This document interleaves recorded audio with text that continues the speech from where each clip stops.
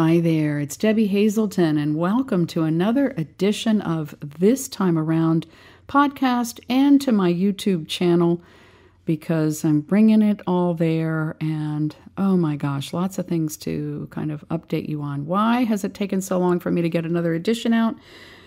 Because I have really been processing a lot, like many of you I'm sure are as well, and I've been dealing with lots of tech kind of stuff, setting up. This is my other new mixer on my old computer, working on music for the podcast, a lot of defining of what I know is mine to do. So this is December 29th, and wow, I hope you had, if you celebrated Christmas or any holidays, Hanukkah, Kwanzaa, Boxing Day, anything I left out, if you just enjoyed the magic in the air or around you or in the kitchen or with the music or with people in your life, friends, family, however, if you enjoyed any of that, I'm really glad. I happen to love this time of year. I'm really looking forward to 2022. I love the sound of that. I love those numbers.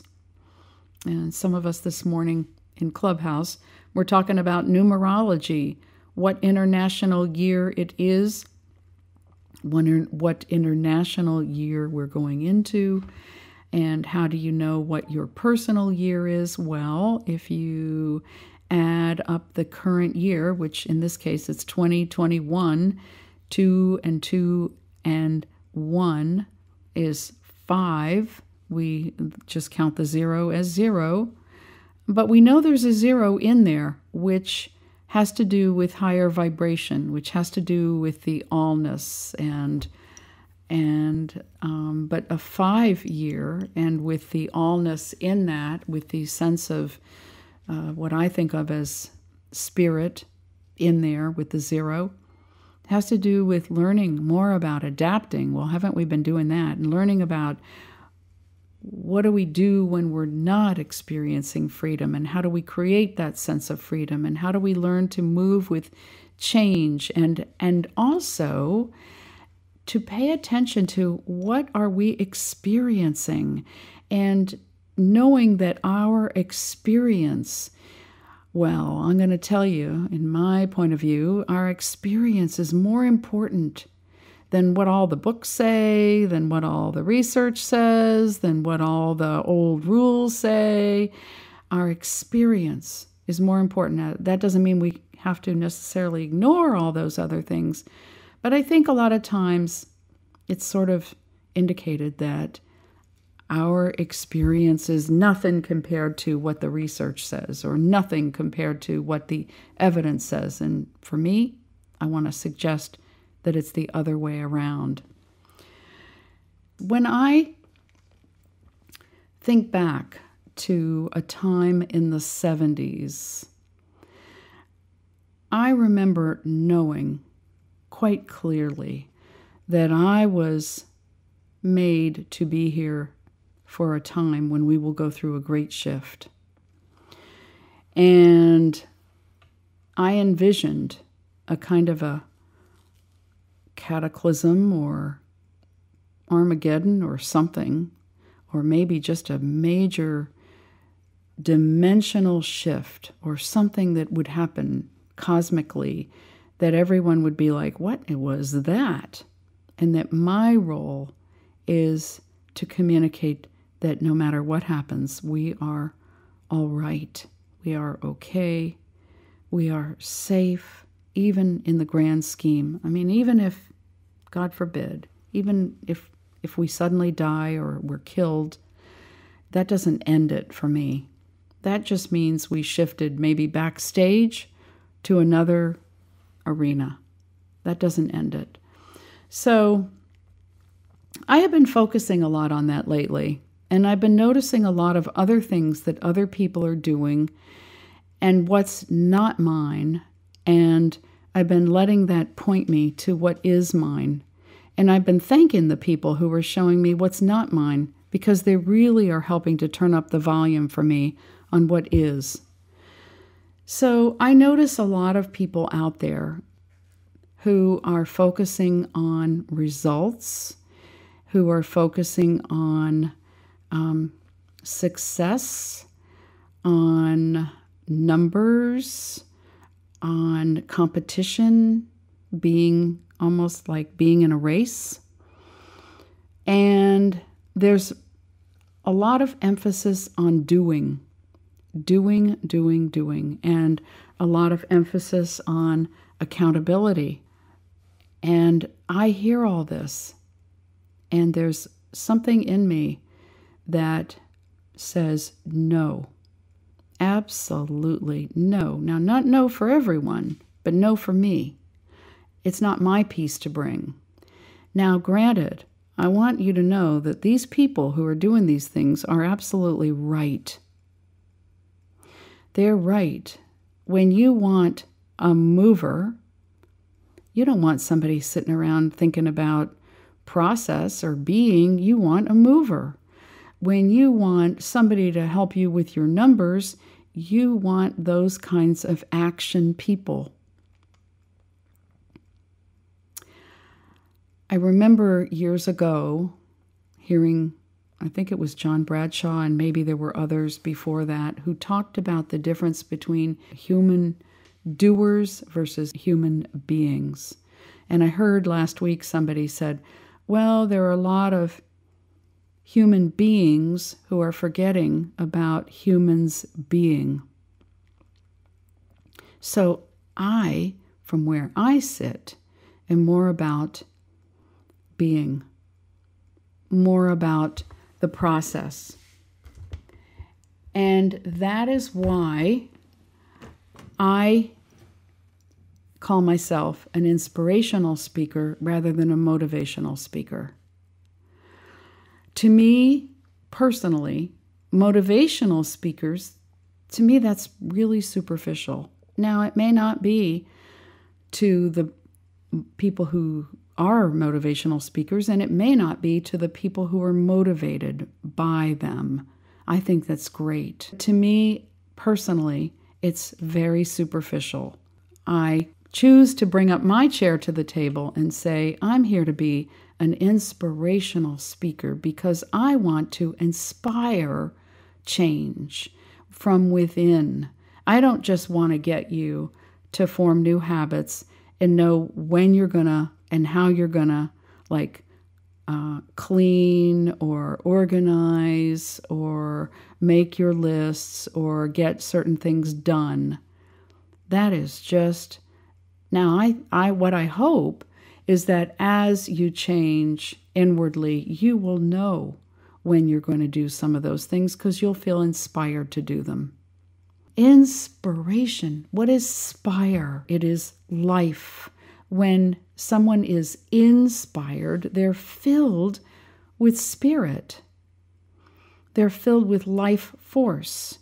What do we mean when we say that someone or something has expired? It means the life has gone out of them. What does it mean when a credit card has expired? It means that it no longer has life. It no longer has validity. It no longer has value. It's expired. It's gone.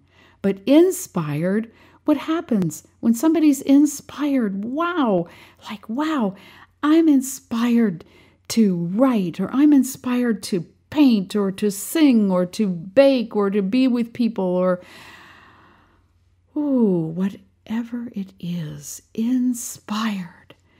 Because lots of people, in my experience from having been a therapist for many years, lots of people say, well, okay, I should get all these things done, and okay, I'll do all these things.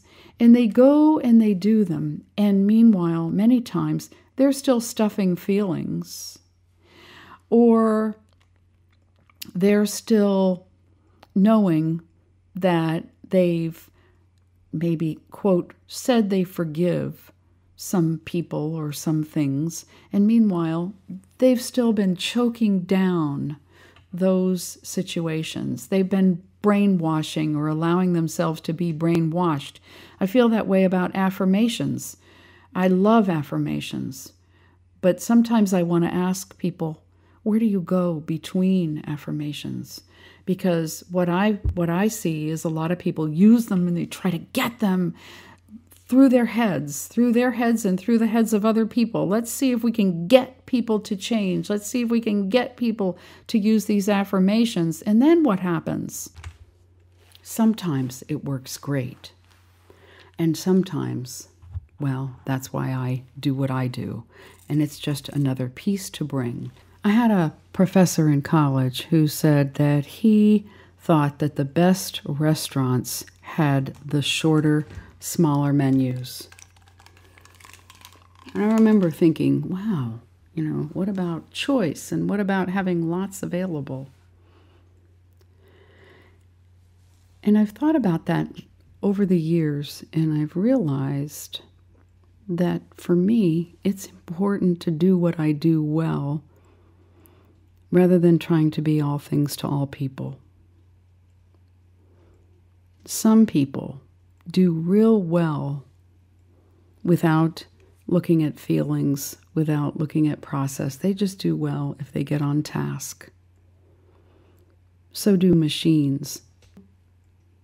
I believe in what's going on in your heart and in your mind. And not to say that they don't, but their focus is, in many cases, more about action and doing. As with anything, from anyone, anywhere, please take what you like and leave the rest, and know that even if you choose to leave it, you may come back. I've come back to so many situations, people, food, ideas, singers, talent, books, and said, wow, I didn't like that then, but wow, I like it now. Sometimes I think it really depends on where we're sitting in the circle. If I'm sitting in a circle and I'm facing a wall, the whole circle might appear one way. But if I'm sitting elsewhere in the circle and I'm seeing a door or a window or then another place in the circle, and I get a different view or perspective of that room, well, that's kind of like life experience. So anyway, I could go on and on about all kinds of things. But in the meantime, DebbieHazelton.com, my website, has been continually getting updated. There's still a lot more to do. You can email me by writing IAM@DebbieHazelton.com. I'm hoping to have an info address. I don't have it there yet. I do have radio shows. I do have a blog there, and I will be adding blog and podcasts to one feed, and you can I would suggest that you subscribe in order to find out what's going on, further announcements, and to take what works for you in any of that, whether you just want the podcast or the blog, it's all there. If you write to me, and I'm happy to hear from you, if you have reason to write to me, please do, and please put something in the subject line that says, maybe podcast listener or listener of a radio show, something, or a comment, a topic from the podcast, something so that I know. Because if I get email that I didn't subscribe to, like blogs and email announcements and marketing and things that start right out saying, if you're having trouble with this, go to the website. I know it's not to me. I know it's a generic letter that went to a bunch of people. And if I find things in my email box that I didn't subscribe to, didn't ask for, I gradually am deleting them. And if I continue to get them, I forward them to my junk mail folder, because I don't like to eat or read spam, and if I didn't subscribe to it or you're not so specifically writing to me personally, then I consider it spam, and I don't like to eat it or read it. So I hope you actually feel empowered to hear that and know that you have the right to do the same thing. I think we all get way too much email. In any case, I am happy to know that you're out there, and you can find me also on Twitter and Facebook. I am on Instagram, but I don't do as well with Instagram. I am in Clubhouse and absolutely love it. You can find me there by my name, Debbie Hazelton. And I will be starting a club soon. I'm still trying to decide what I want to call it, but I know that it is for me to start one because I have so many ways of thinking and saying things that are just a little different. And so I know that I need to provide that space for others.